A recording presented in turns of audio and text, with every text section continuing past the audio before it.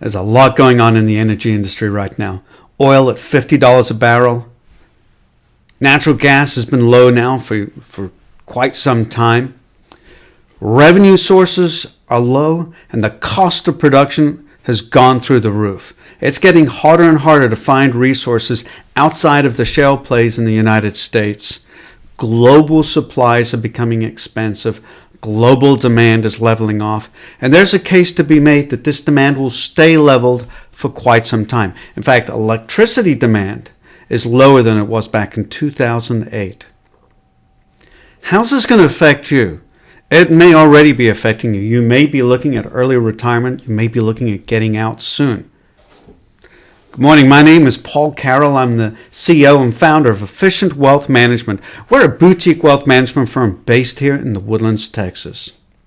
Today, I want to talk to you very briefly about a very exciting webinar series we've put together. It's the first one we've ever done for the energy industry. It's called A Platform for Wealth. Information about it can be found on our flyers. Also, you can go to energywebinar.com. That's energywebinar.com to find out more about this great webinar. We'll be playing it 4 times this year with slight modifications each time. So you're going to want to get the next one that's coming up very soon.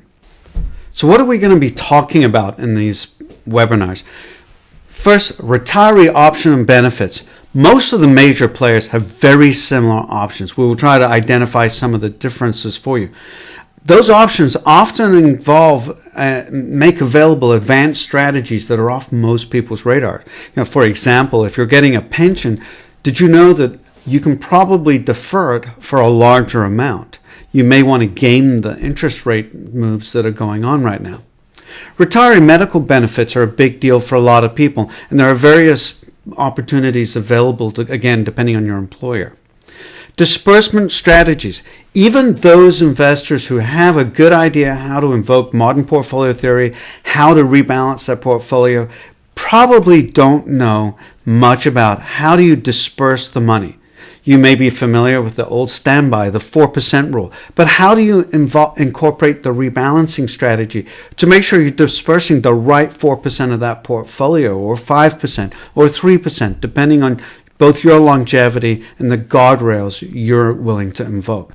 And finally, what are the key concerns that we have identified in our research and interviews among executives and key players in the energy industry?